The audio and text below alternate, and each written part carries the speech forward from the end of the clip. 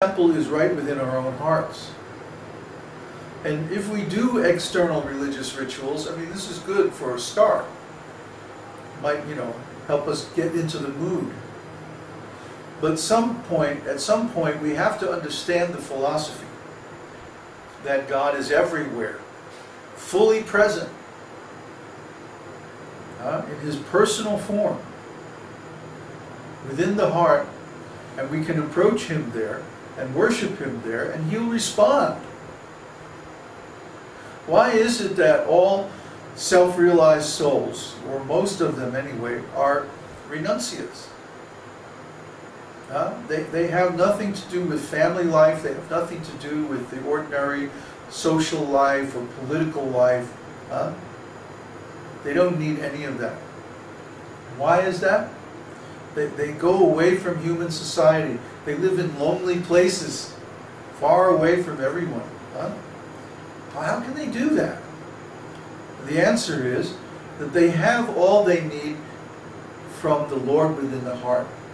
They don't need to go looking to other people for love, because they have all the love that they need.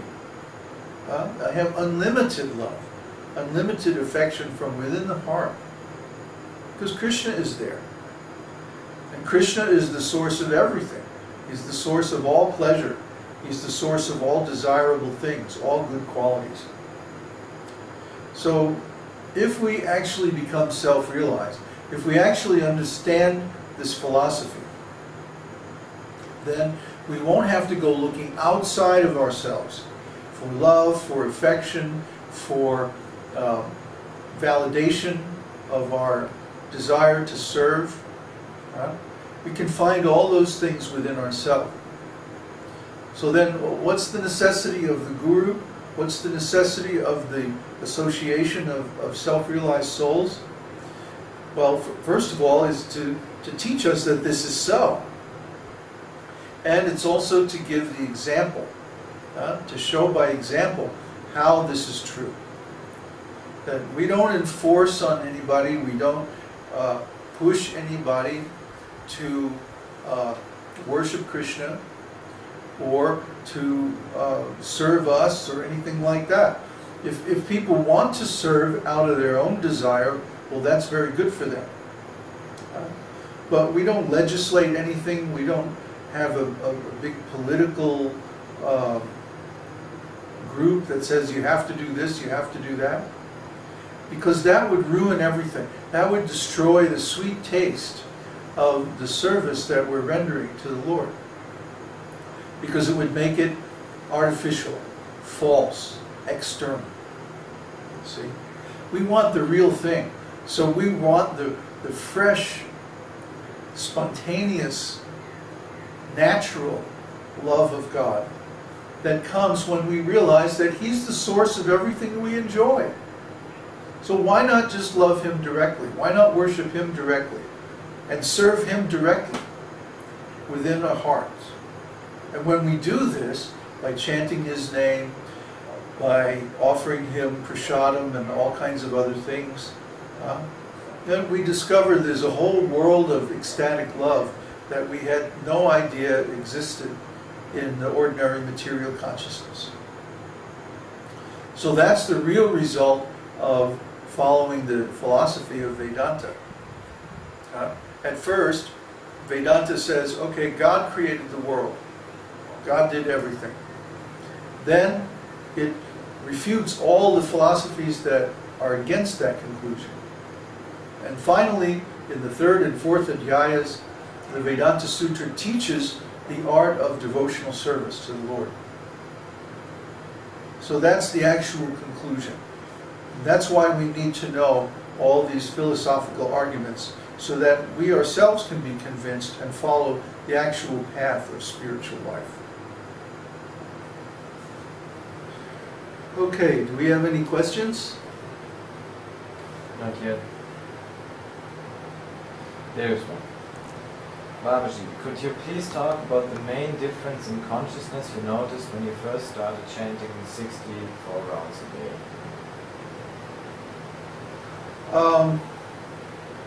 The first one? Who was that question from? Peter. it wasn't a big change right away.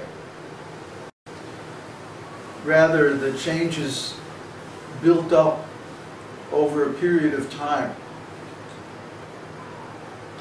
Basically, it was like the Lord wanted access to everything. He wanted to be involved in everything, in every part of my life, in every part of my consciousness. Up until that time, there were certain parts of my consciousness that I was sort of keeping from the Lord, not wanting to share with Him or show Him. But He was very insistent that He wanted to be included in all of it. Did you know that you're hiding them from the Lord, or?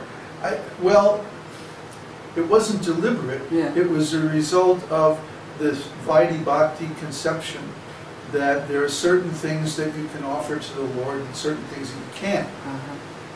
You know, and so he hadn't had no patience with that. He was like, everything. I want to know about everything. I want to be involved in everything. Oh, well, this could be a little embarrassing, but it turns out, guess what? Krishna is no prude. I think we're getting a lot of rain. Yeah. So the sound may break up, but don't worry, it's still going to be recorded. Any more questions? Yes, Laura has a question. Bending like the tree and blowing like the blade of grass does make one quite humble, and that makes a good devotee. It was what I was taught, so is this wrong? No, it's not wrong. It's just the way that it's taught. We can be taught to be humble or else, or we can be taught to be humbled by example. I would much rather teach by example. That's how Srila Prabhupada taught.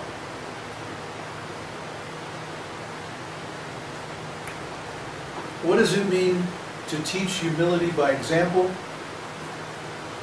It means that even if you're in a position where you can exercise your authority, you don't always do it. In fact, I find that there are very, very few times when I have to actually exercise my authority as a spiritual teacher. It's simply not necessary. Most students of spiritual life are very sincere. They want to do the right thing. So if we simply give them the opportunity to do the right thing, they'll do it automatically without being forced, without being threatened. What I'm talking about is that in ISKCON, for example, there's a problem with the quality of the gurus. The gurus themselves are not self-realized, but they're posing as being self-realized. So when there's a question, when there's a problem, you see, they don't want to give up this pose. So they continue the game by using their authority to stop the questions. Or I should say misusing their authority. To stop the questions and to make the people shut up. Don't ask any more questions. We don't want to hear your questions. I remember one time I was in the New York temple and Romapad Maharaj was giving class. I don't know if you know Romapad, but he's like dry. So he was giving this class about Ashvatthama, who attacked King Parikshit in the womb with the Brahmastra weapon. And that the Lord defended King Parikshit by expanding himself within the womb and personally counteracting the Brahmastra weapon.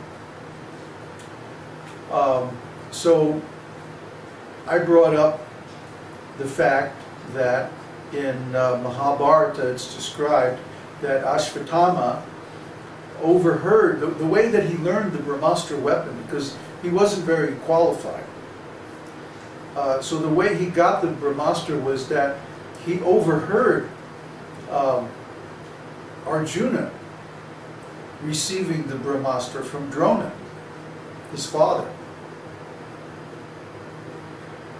And so he was, in other words, he was eavesdropping on Drona instructing Arjuna.